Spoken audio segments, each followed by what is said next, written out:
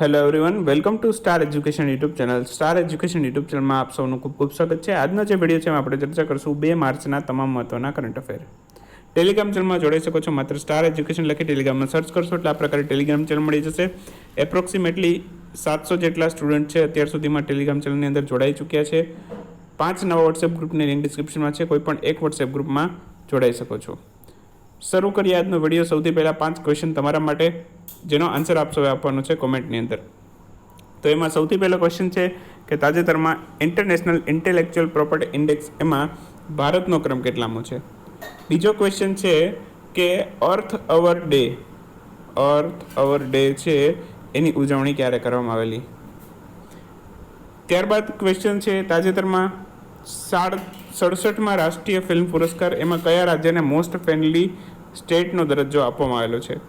ચોથો ક્વેશ્ચન છે કે બિહાર રાજ્યનો સ્થાપના દિવસ ક્યારે ઉજવાયો અને ગેરસેણ છે ઉત્તરાખંડનું કેટલામું મંડળ અથવા તો ડિવિઝન બનેલું.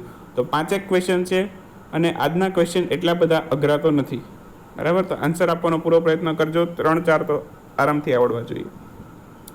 આ સિવાય મંથલી ઈ મેગેઝિનમાં જાન્યુઆરી ફેબ્રુઆરીનો અંક તો પબ્લિશ થઈ ચૂકેલો છે, સાથે સાથે માર્ચ મહિનાનો અંક પણ છે પબ્લિશ થઈ ચૂકેલો છે. તો માર્ચ 2021નો લેટેસ્ટ અંક છે હાલમાં પબ્લિશ થઈ ચૂકેલો છે. 20 રૂપિયા પ્રાઇસ છે. ડિસ્ક્રિપ્શનની અંદર ઈ મેગેઝિન 2021ની લિંક છે, ત્યાંથી તમે આ તમામ ઈ મેગેઝિન એક્સેસ કરી શકો છો. તો ઓનલી 20 રૂપીસ પ્રાઇસ છે મંથલી ઈ મેગેઝિનની, અને ડિસ્ક્રિપ્શનમાં લિંક છે, અથવા તો એક આપણી વેબસાઇટ છે સ્ટાર એજ્યુકેશન બાય hardikchatbot.com. તો એમાંથી પણ તમે ડાયરેક્ટલી આ વસ્તુ ઓર્ડર કરી શકો છો. શરૂ કરીએ હવે આજનો વિડીયો. તાજેતરમાં વર્લ્ડ ઓટિઝમ અવેરનેસ ડેની ઉજવણી ક્યારે કરવામાં આવેલી. તો વર્લ્ડ ઓટિઝમ અવેરનેસ ડે આની ઉજવણી કરવામાં આવેલી 2 એપ્રિલ એટલે કે આજે. તો ઓપ્શન ડી આપણો આન્સર છે. તો હાલમાં જ વર્લ્ડ ઓટિઝમ અવેરનેસ ડે છે 2 એપ્રિલ 2021ના રોજ ઉજવાયો. શા માટે ઉજવાય તો કે ઓટિઝમ પ્રત્યે છે જાગૃતતા લાવવા માટે આ પ્રકારનો દિવસ ઉજવવામાં આવે છે. ઓટિઝમ છે મગજની એક બીમારી છે, અને વર્લ્ડ ઓટિઝમ અવેરનેસ ડે છે સૌથી પહેલો ક્યારે ઉજવાયો. સૌથી પહેલો ઉજવાયો 2008માં. ક્યારે? 2008માં. તો એટલી માહિતી આપણે આમાંથી યાદ રાખશું. એના પછીનો ક્વેશ્ચન છે કે હાલમાં ભારત અને કયા દેશ વચ્ચે વજ્ર પ્રહાર નામનો યુદ્ધ અભ્યાસ શરૂ થયેલો. તો હાલમાં જ ભારત અને અમેરિકા વચ્ચે છે વજ્ર પ્રહાર યુદ્ધ અભ્યાસનું આયોજન થયેલું. તો આન્સર આવશે ઓપ્શન એ. તો જોઈ શકો છો તમે, વજ્ર પ્રહાર યુદ્ધ અભ્યાસ છે એનું આયોજન ભારત અને અમેરિકા વચ્ચે હાલમાં જ થયેલું છે એપ્રિલ 2021 દરમિયાન. હવે આ જે યુદ્ધ અભ્યાસ છે એનું આ વખતે 2021ના રોજ કેટલામું સંસ્કરણ છે. તો આ યુદ્ધ અભ્યાસનું 2021ના રોજ 11મું સંસ્કરણ છે. કેટલામું છે? 11મું સંસ્કરણ છે. અને આયોજન ક્યાં થયું છે? આયોજન થયું છે આપણા ભારતના હિમાચલ પ્રદેશ રાજ્યના બાકલો ખાતે. હિમાચલ પ્રદેશ રાજ્ય, અને એમાં કઈ જગ્યાએ? બાકલો ખાતે. તો આટલી વસ્તુ યાદ રાખવાની વજ્રપ્રહાર યુદ્ધ અભ્યાસમાંથી. એક તો ભારત અમેરિકા વચ્ચે થાય એ તો યાદ રહી જાય.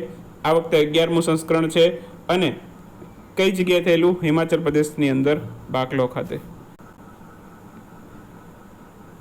આ સિવાય વજ્રપ્રહાર જે યુદ્ધ અભ્યાસ છે એ ભારત અને અમેરિકા વચ્ચે થતી જોઈન્ટ મિલિટરી એક્સરસાઇઝ છે, તો એ પણ સાથે સાથે યાદ રાખજો. અને હમણાં જ થોડાક ટાઈમ પહેલાં છે ભારત અને અમેરિકા વચ્ચે પાસેક્સ યુદ્ધ અભ્યાસ છે એનું આયોજન થયેલું હતું હિન્દ મહાસાગર ક્ષેત્રની અંદર.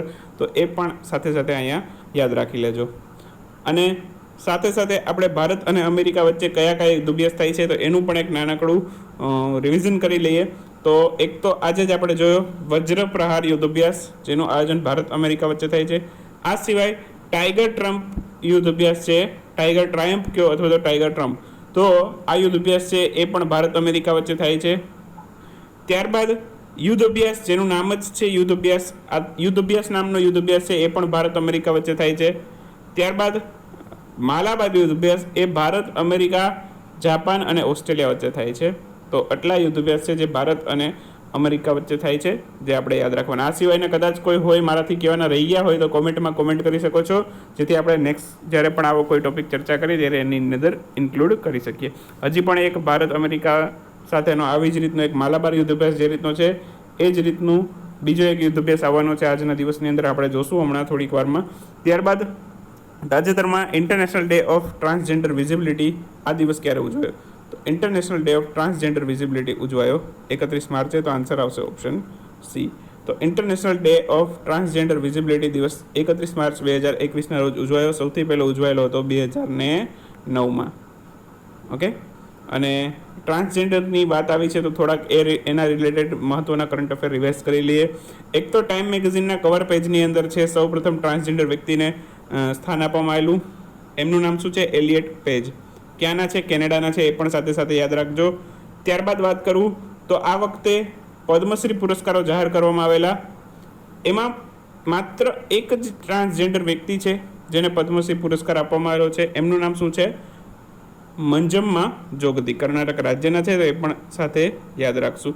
અને અમેરિકા છે એણે પોતાની સેનામાં ટ્રાન્સજેન્ડર વ્યક્તિઓને સમાવેશ કરવાનું આ વખતે નક્કી કરેલું છે. તો કયા દેશે ટ્રાન્સજેન્ડર વ્યક્તિઓને પોતાની સેનામાં સમાવેશ કરવાનું જાહેર કરેલું તો એવું પૂછાય તો આન્સર આવે અમેરિકા. ટ્રાન્સજેન્ડર કમ્યુનિટી ડેસ્ક ભારતની અંદર બનેલો, સૌથી પહેલો ભારતનો બનેલો તેલંગાણા રાજ્યની અંદર. અને બાંગ્લાદેશે પોતાના દેશમાં સૌપ્રથમ વખત ટ્રાન્સજેન્ડર વ્યક્તિની ન્યૂઝ રીડર તરીકે નિયુક્તિ કરી છે. તો બાંગ્લાદેશ એવો સૌથી પહેલો દેશ બનેલો છે. અને આ ન્યૂઝ રીડરનું મેં નામ પણ કીધું હતું, કોણ હતું? તો એનો આન્સર કોઈને યાદ હોય તો કોમેન્ટમાં કોમેન્ટ કરવાની છે. ત્યારબાદ એના પછીનો પ્રશ્ન છે, તાજેતરમાં નીચેનામાંથી કયો દેશ ક્વાડ દેશોનો નૌસૈનિક યુદ્ધ અભ્યાસ જેનું નામ છે લા પેરોસ એમાં જોડાશે? તો આપણો દેશ ભારત આ વખતે પહેલી વખત આની અંદર જોડાવાનો છે, જેનું નામ છે લા પેરોસ યુદ્ધ અભ્યાસ. ઓકે, તો ક્વાડ દેશોનો નૌસૈનિક યુદ્ધ અભ્યાસ છે જેમાં ભારત પહેલી વખત જોડાયું છે. આન્સર આવશે ઓપ્શન બી. તો આ ક્વાડ દેશો છે એ કયા કયા દેશો છે જેમાં જે આ યુદ્ધ અભ્યાસની અંદર ભાગ લેશે?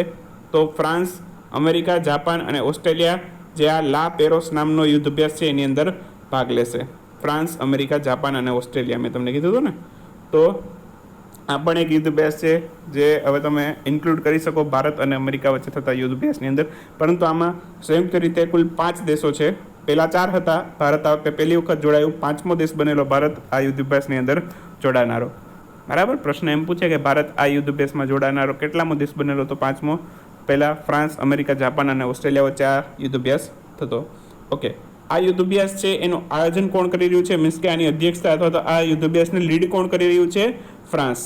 બરાબર, તો ફ્રાન્સ દ્વારા આનું આયોજન કરવામાં આવી રહ્યું છે. કઈ જગ્યાએ થાય છે? બંગાળની ખાડીમાં. બરાબર, બંગાળની ખાડીમાં આ યુદ્ધ અભ્યાસનું આયોજન થાય છે. એક તો હતો હમણાં જ જોયું આપણે વજ્રપ્રહાર, એનું આયોજન ક્યાં થયેલું? હિમાચલ પ્રદેશમાં. અને આ બંગાળની ખાડીમાં. ભારત આમાં પહેલી વખત જોડાયું આ વખતે, એ યાદ રાખજો. નેક્સ્ટ ક્વેશ્ચન છે 2020નો સરસ્વતી સન્માન જાહેર થઈ ગયેલો. તો આ સરસ્વતી સન્માન 2020નો કોને આપવામાં આવેલો છે? તો 2020નો સરસ્વતી સન્માન મળેલો છે સરનકુમાર લિંબાડેને. તો આન્સર આવશે ઓપ્શન સી. તો જોઈ શકો છો તમે ઇમેજમાં છે સરનકુમાર લિંબાડે. તો એમને છે આ સરસ્વતી સન્માન 2020નો આપવામાં આવેલો છે. કઈ કૃતિ માટે મળેલો છે? તો સનાતન નામની કૃતિ માટે. સનાતન નામની એમની કૃતિ છે, તો એના માટે એમને છે આ પુરસ્કાર આપવામાં આવેલો છે. એકચ્યુઅલમાં બુક છે, તો આ બુક માટે એમને આ પુરસ્કાર આપવામાં આવેલો છે. ક્યારે પ્રકાશિત કરેલું? 2018માં. તો પ્રશ્ન એમ પણ પૂછાય આ બુક ક્યારે પ્રકાશિત થઈ? તો 2018માં.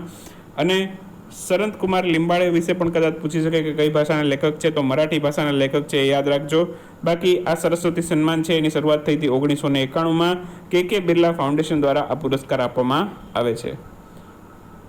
ઓકે, ફટાફટ આજના ક્વિક ન્યૂઝ જોઈએ. ક્વિક ન્યૂઝમાં સૌથી પહેલો ક્વેશ્ચન આજના વિડીયોમાં. તાજેતરમાં મહારાજા છત્રસાલ કન્વેન્શન સેન્ટરનું ઉદ્ઘાટન ભારતના કયા રાજ્યમાંથી કરવામાં આવેલું? તો મધ્યપ્રદેશના ખજુરાહો ખાતેથી છે આ મહારાજા છત્રસાલ કન્વેન્શન સેન્ટરનું ઉદ્ઘાટન કરવામાં આવેલું. બરાબર, અને ઉદ્ઘાટન કોણે કરેલું? મધ્યપ્રદેશના મુખ્યમંત્રી શિવરાજસિંહ ચૌહાણ અને પ્રહલાદસિંહ પટેલ, કેન્દ્રીય સાંસ્કૃતિક મંત્રી પ્રહલાદસિંહ પટેલ. ત્યારબાદ તાજેતરમાં કોના દ્વારા છે ઇન્ડો કોરિયન ફ્રેન્ડશિપ પાર્કનું ઉદ્ઘાટન નવી દિલ્હી ખાતેથી કરવામાં આવેલું? તો ઇન્ડો કોરિયન ફ્રેન્ડશિપ પાર્કનું ઉદ્ઘાટન કરવામાં આવેલું આપણા રક્ષામંત્રી રાજનાથસિંહ અને સાઉથ કોરિયાના રક્ષામંત્રી છે સુહવુક એમના દ્વારા. હમણાં જ આવેલા હતા ભારતની વિદેશ યાત્રાએ 3 દિવસ માટે, તો એ દરમિયાન આનું ઉદ્ઘાટન કરવામાં આવેલું. એ પછીનો ક્વેશ્ચન છે, તાજેતરમાં સુરેન્દ્ર સિરસીટ એમનું નિધન થયું. તેઓ કયા રાજ્યના વિધાનસભાના પૂર્વ સ્પીકર હતા? તો સુરેન્દ્ર સિરસટ એ ગોવાના વિધાનસભાના પૂર્વ સ્પીકર હતા. તો આન્સર આવશે ગોવા. ત્યારબાદ ક્વેશ્ચન છે કે બહરીન ગ્રાન્ડ પ્રિક્સનું ટાઇટલ કોણે જીતેલું? તો બહરીન ગ્રાન્ડ પ્રિક્સ જીતેલી લુઈસ હેમિલ્ટને. મર્સિડીઝ ગાડી ચલાવે છે લુઈસ હેમિલ્ટન. એના પછીનો ક્વેશ્ચન છે કે હાલમાં જ ઉડાન યોજના અંતર્ગત કેટલા નવા રૂટ એનું ઉદ્ઘાટન કરવામાં આવેલું? તો હાલમાં 22 નવા રૂટનું ઉદ્ઘાટન કરવામાં આવેલું ઉડાન યોજના અંતર્ગત. બહુ મહત્વનો પ્રશ્ન, ઇમ્પોર્ટન્ટ. તાજેતરમાં બેંગ્લોરની નેશનલ એરોસ્પેસ એજન્સી ઓકે, તો એમના દ્વારા છે હાલમાં જ હંસા ન્યૂ જનરેશન નામનું એક એરક્રાફ્ટ છે એને લોન્ચ કરવામાં આવ્યું. નામ યાદ રાખજો એરક્રાફ્ટનું, હંસા ન્યૂ જનરેશન. ઓકે, આ જે રોકેટ છે, રોકેટ નહીં, આ જે એરક્રાફ્ટ છે એમાં કયા એન્જિનનો ઉપયોગ કરવામાં આવેલો છે? બરાબર, આ એરક્રાફ્ટની અંદર છે કયા એન્જિનનો ઉપયોગ કરવામાં આવેલો છે? તો આન્સર આવશે રોટેક્સ 912 ISC. તો ખાસ યાદ રાખજો, બહુ મહત્વનો પ્રશ્ન છે, કદાચ અહીંથી ક્વેશ્ચન આવે. તાજેતરમાં ગતિમાન એક્સપ્રેસને ફરી વખત શરૂ કરવામાં આવી છે. આ ટ્રેન કયા બે જંકશન વચ્ચે ચાલે છે? તો ગતિમાન એક્સપ્રેસ છે ચાલે છે ઝાંસી અને દિલ્હી વચ્ચે. તો આન્સર આવશે ઝાંસી અને દિલ્હી. એક બીજી જ આવી ટ્રેન શરૂ થઈ છે પુણે અને પલટણ વચ્ચે. તો આનું ઉદ્ઘાટન હાલમાં જ કરવામાં આવેલું છે. આ ટ્રેનનું નામ શું છે એવું પૂછેલું છે. તો ટ્રેનનું નામ છે ડેમુ ટ્રેન. તો હાલમાં જ આનું લોન્ચિંગ કરવામાં આવેલું છે. તો આન્સર આવશે ડેમુ ટ્રેન. તાજેતરમાં કયા દેશે પોતાના દેશના નાગરિકો ઉપર એર સ્ટ્રાઇક કરી બોમ્બિંગ કર્યું હતું? તો આ દેશની સ્થિતિ અત્યારે ખૂબ ખરાબ છે. દેશનું નામ છે મ્યાનમાર. મ્યાનમારે પોતાના જ દેશના નાગરિકો ઉપર એર સ્ટ્રાઇક કરીને બોમ્બિંગ કરેલું. તો આન્સર આવશે મ્યાનમાર. ઓકે, ફટાફટ આજના ક્વેશ્ચનના આન્સર જોઈએ. સૌથી પહેલો ક્વેશ્ચન હતો કે ઇન્ટેલેક્ચ્યુઅલ પ્રોપર્ટી ઇન્ડેક્સમાં ભારતનો ક્રમ કેટલામો? તો કે 40મો.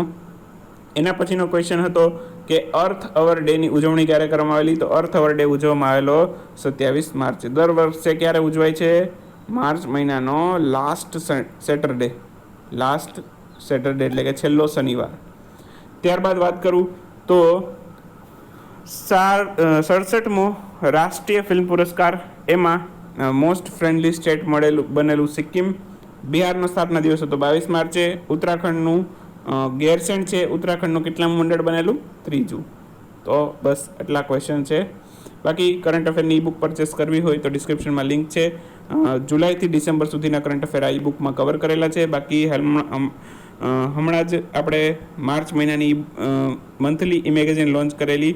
તો અત્યાર સુધીમાં આપણે જાન્યુઆરી, ફેબ્રુઆરી અને માર્ચ સુધીની મંથલી ઈ મેગેઝિન લોન્ચ કરી છે. પ્રાઇસ ₹20 છે. ડિસ્ક્રિપ્શનમાં લિંક છે, ત્યાંથી તમે ડાઉનલોડ કરી શકો છો.